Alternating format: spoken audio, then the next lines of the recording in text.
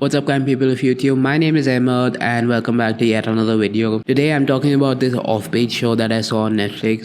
I can't call it an off-page show on Netflix. Netflix is quite mainstream at this point, so let's just call it what it is. A wonderful show on Netflix recently. It's called Mr. Midnight. Now, when I walked into watching Mr. Midnight, sat down to watch Mr. Midnight, one of the biggest reasons I wanted to watch it was the horror factor in it or the creep factor in it. And I must say I wasn't disappointed. It's a very unique take. It is a perfect blend of horror and comedy at the same time, told from a perspective of kids. Like, it gave me those genuinely good Goosebump vibes. Like, do you remember reading Goosebumps in school at some point and going, man, I wish somebody had made a show on Goosebump. Somebody did and they failed miserably. But coming back to Mr. Midnight, and it is one of those shows that I feel anybody of any age can watch it, enjoy it, and have fun watching it. That is why I would recommend this show to a lot of people, especially people who want to watch a show that qualifies as a horror comedy. One of the biggest reasons why the show works for me is the fact that it is a very well written story. There is a lot of mystery in the show, there is a lot of connect in the show. Admittedly, it's not as intriguing as some of the other shows that I've seen, but despite that, I had fun watching the show, and the story is told in a way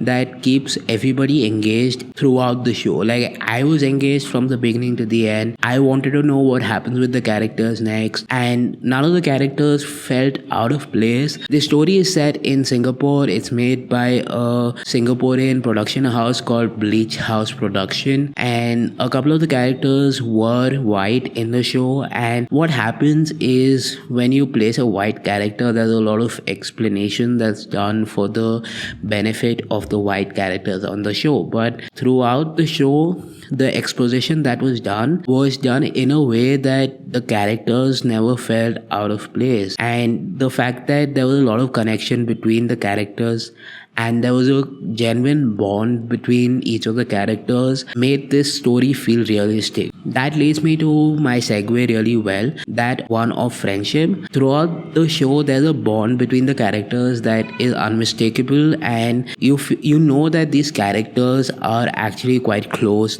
despite the differences in the upbringing for some of them. This closeness is reflected really well in the show, and this is something that I felt that the show did really well, because a lot of times when you're making a show about friendship or a movie about friendship, you focus too much on the friendship itself and forget to narrate the story. But that does not happen in the show. What really stands out apart from the friendship of the show is how the story itself is a very light-hearted take on the entire structure of the society that they're living in. It's a very good blend of what happens when a corporate takeover happens in a small town, and the clash between the beliefs of a smaller town and what is best in terms of development. While that clash is happening is important in itself, there's a lot of things that stand out in the show. One of the biggest things that stands out for the show is how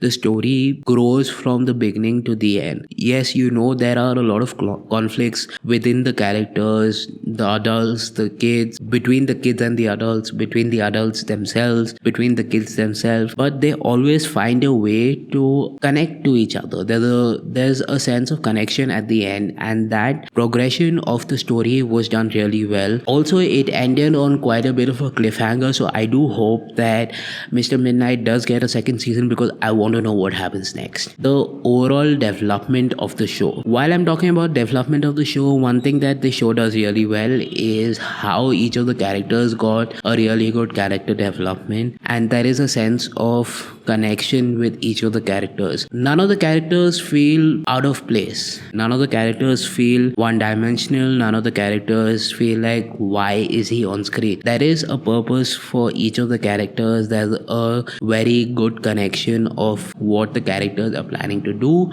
and what the characters actually do. So that, added with the very good storytelling and a light-hearted feel with a lot of depth within the story, makes the show so extremely interesting to watch. Final thing that I do want to talk about before I end this video are the arcs that are set up and the payoffs for each of the arcs. Now, all the characters have a particular arc that is introduced for each of them. The conflict between the mother and the son, the conflict between the father and the mayor, conflicts between the friends, and all of this eventually leads to a point where there is a payoff for each of the characters in the final couple of episodes at least, and that payoff makes the show what it is right now. Admittedly, I might say that the ending of season 1 was really well done, and even if the show doesn't get a second season, the overall feeling of the show is one of satisfaction, and I can highly recommend this show to a lot of people.